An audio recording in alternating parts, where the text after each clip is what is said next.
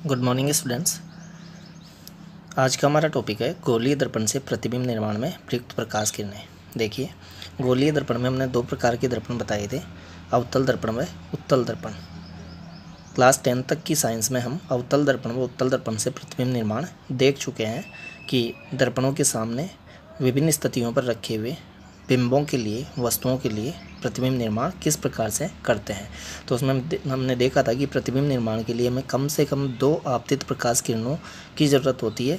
2 आपतित प्रकाश किरणों से हमें 2 परावर्तित प्रकाश किरणें प्राप्त होती है। परावर्तन के पश्चात वो दोनों परावर्तित प्रकाश किरणें जिस बिंदु पर इंटरसेक्ट करती है एक दूसरे को जिस बिंदु पर काटती है, वहाँ हम प्रतिबिंब निर्माण होता हुआ बताते हैं। क्लियर है बात। अब प्रतिबिंब निर्माण दर्पण के सामने भी हो सकता है और दर्पण के पीछे भी हो सकता है। दर्पण के पीछे मतलब अपारदर्शी लेपन वाले भाग की ओर। तो दर्पण के अगर पीछे होता है तो बना प्रतिबिंब आभासी होता है, क्योंकि दर्पण के पीछे प्रकाश किरणें वास्तव में जा नहीं सकती है, उनको हम एक्सटेंड करते हैं पीछे की ओर। क्लियर है बात। तो चूंकि वो पीछे वास्तव में जाकर इंटरसेक्ट हो नहीं सकती है, क्योंकि पीछे अपारदर्शी लेपन रहता है, इसलिए उस तरीके से बने प्रतिबिंब आभासी प्रतिबिंब होते हैं। जबकि ऐसे प्रतिबिंब जो परावर्तित किरणों की वास्तविक प्रतिच्छेदन से बनते हैं, वास्तव में परावर्तित किरणों के एक दूसरे के काटने से बनते हैं, उनको हम वास्तविक प्रतिबिंब बोलते हैं।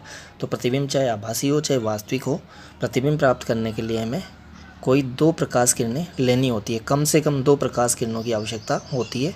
बिंब से निकलती हुई कम से कम 2 प्रकाश किरणें लेकर हम उस बिंब के लिए प्रतिबिंब निर्माण, प्रतिबिंब रचना करते हैं।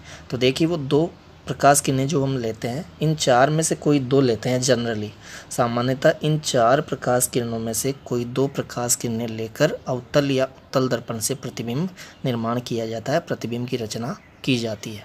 देखिए, इधर मैंने अवतल दर्पण के लिए प्रदर्शित कर रखा है और इधर उत्तल दर्पण के लिए प्रदर्शित कर रखा है। हम साथ ही दोनों के लिए देखेंगे।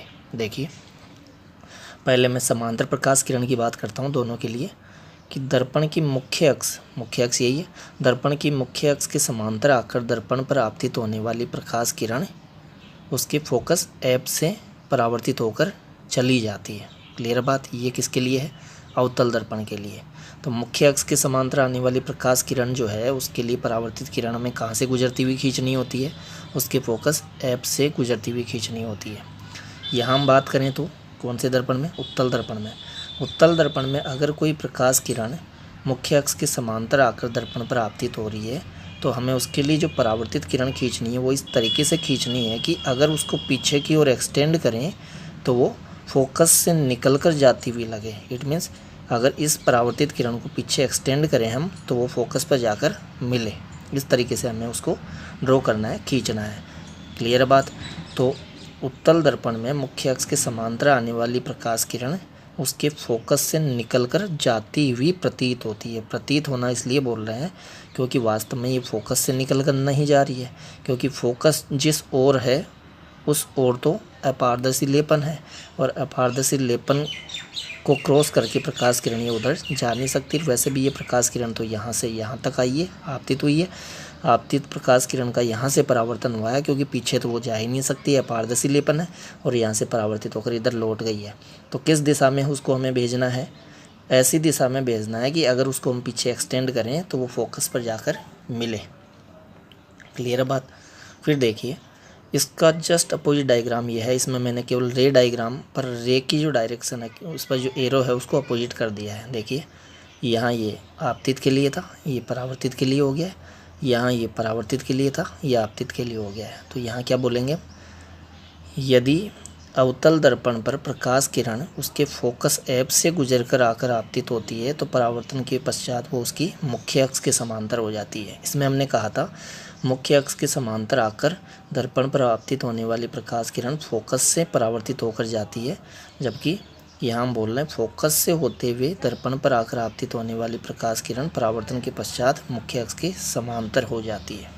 यहाँ हम बात करें तो इसका अपोजिट ये बना रखा है। एरो जो है उसकी डायरेक्शन अपोजिट कर दी है। देखिए, इसका एरो दर्पण की ओर आता हुआ है, इसका एरो दर्पण से दूर जाता हुआ है। इट मीन्स ये आपतित थी, आपतित को हमने परावर्तित बना दिया है, और यहाँ ये परावर्तित थी, इसको हमने आपतित बना दिया है। तो उत्तल दर्पण में जो प्रकाश किरण इस तरीके से आकर दर्पण पर आपतित होती है कि उसको अगर हम आगे एक्सटेंड करें तो उसके फोकस पर जाकर मिले, आगे एक्सटेंड करें तो फोकस पर जाकर मिले। तो दर्पण पर इस तरीके से जो प्रकाश किरण आकर आपतित होगी कि उसको आगे एक्सटेंड करें तो फोकस पर जाकर मिले, तो वो प्रकाश किरण यहाँ से परावर्तित होकर किस ओर जाएगी, मुख्य अक्ष के समांतर परावर्तित होकर जाएगी। क्लियर है बात। इसका जस्ट अपोजिट देखिए, इसमें मुख्य अक्ष के समांतर आने वाली फोकस से निकल कर जाती हुई प्रतीत हो रही थी, इसमें फोकस की ओर आते हुए दर्पण पर आपतित होने वाली मुख्य अक्ष के समांतर हो गई। क्लियर है। अब देखिए यहाँ बात करते हैं, ये आपतित प्रकाश किरण है, ये सी से गुजरते हुए वक्रता केंद्र से गुजरते हुए जाकर दर्पण के बिंदु एम पर आपतित हुई है। एम यहाँ आपतन बिंदु हो गया। क्लियर बात। परावर्तित किरण कैसे प्राप्त करते हैं, हमें आपतन बिंदु पर अभिलंब खींचना होगा, और अभिलंब हम जानते हैं ये गोलीय पृष्ठ है, और गोले के लिए इस बिंदु पर अगर हम अभिलंब खींचना चाहें, लंब खींचना चाहें, तो इस गोलीय पृष्ठ के बिंदु एम को अगर उस गोले के केंद्र से मिला दें हम, तो त्रिज्या बन जाएगी, और त्रिज्या गोले के पृष्ठ के किसी बिंदु पर अभिलंबित ही होती है। तो अभिलंब भी यही हो गया। देखिए आपतित किरण ये है, यहाँ अभिलंब भी यही है, एम सी अभिलंब है, तो आपतित किरण अभिलंबवत आकर आपतित हो रही है इस पर। और हमने बताया था कि जो प्रकाश किरण अभिलंबवत आकर दर्पण पर आपतित होती है, उसके लौटने का रास्ता वही होता है, लौटने का पथ वही होता है जो कि आने का पथ है। अर्थात आपतित प्रकाश किरण जो कि अभिलंबत आकर यहाँ आपतित होगी, वो वापस उसी मार्ग पर परावर्तित हो जाएगी। इट मीन्स सी से गुजरते हुए दर्पण पर आपतित होने वाली प्रकाश किरण वापस सी से ही रिटर्न हो जाएगी, लौट जाएगी। क्लियर बात।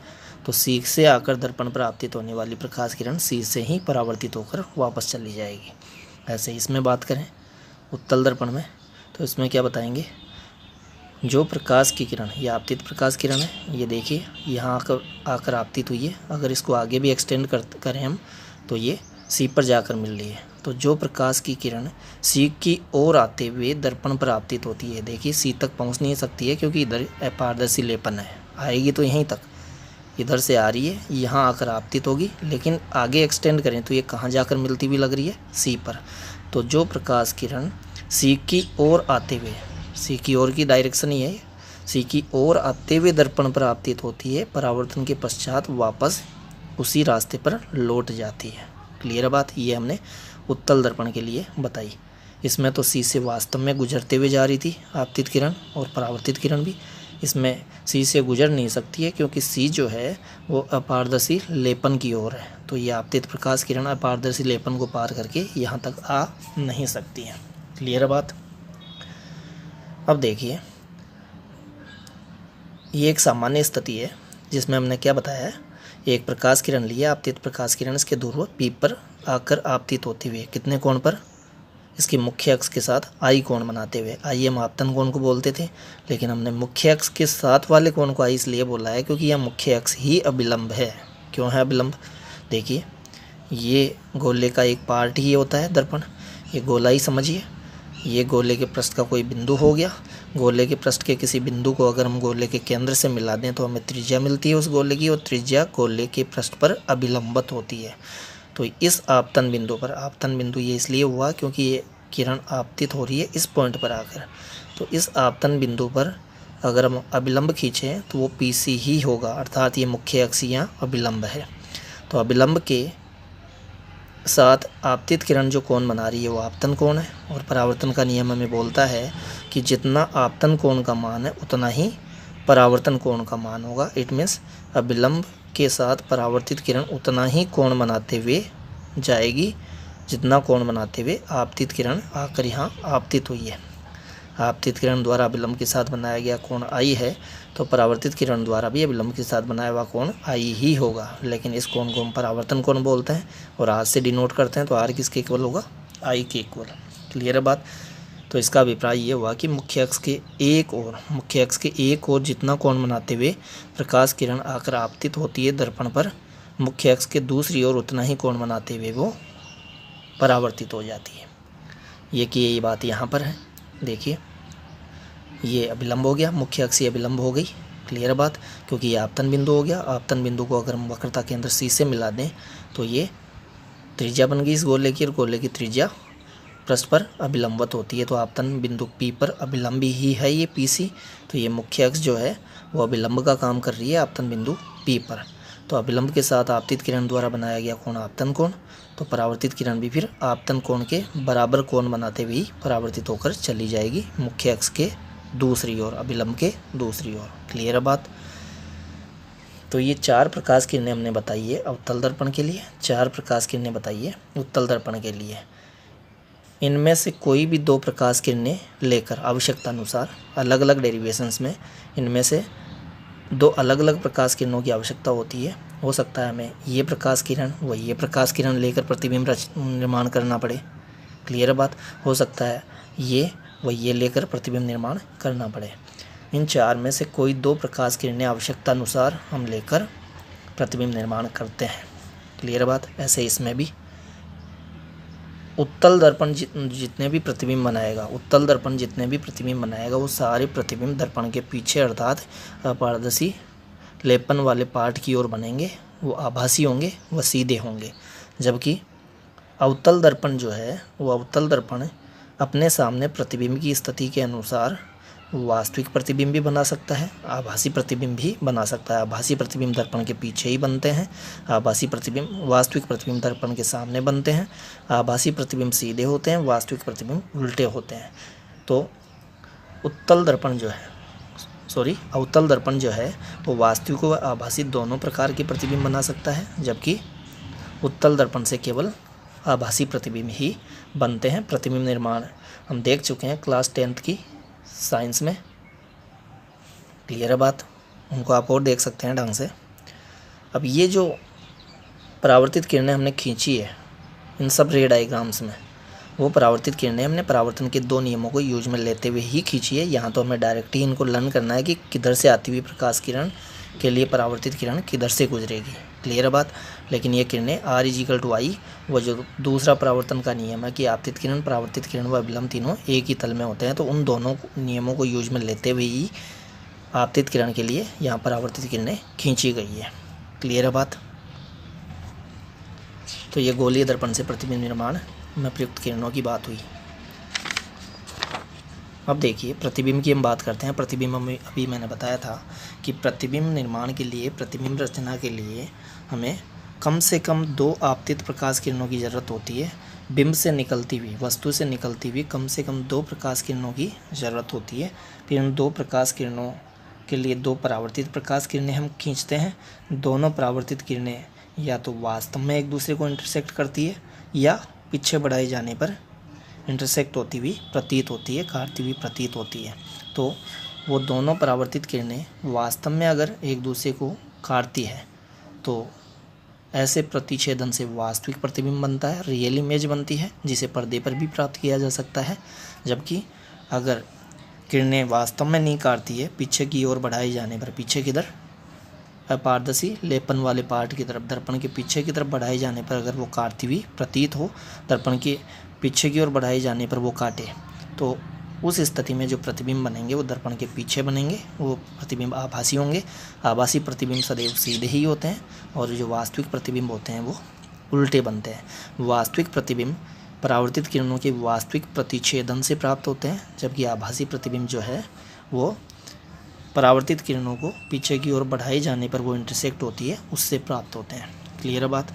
यहाँ मैंने वास्तविक व आभासी प्रतिबिंब के बारे में लिख रखा है, आप रीड कर सकते हैं वीडियो को पॉज करके।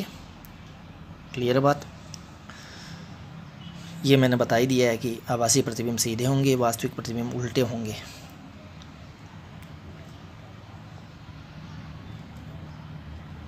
इसमें हमने बता रखा है ये अवतल दर्पण है। अवतल दर्पण में जो फोकस होता है, जो वक्रता केंद्र होता है, वो परावर्तक पृष्ठ की ओर ही होता है, जबकि इसमें परावर्तक पृष्ठ की ओर नहीं होते हैं, अपारदर्शी लेपन वाले पृष्ठ की ओर होते हैं।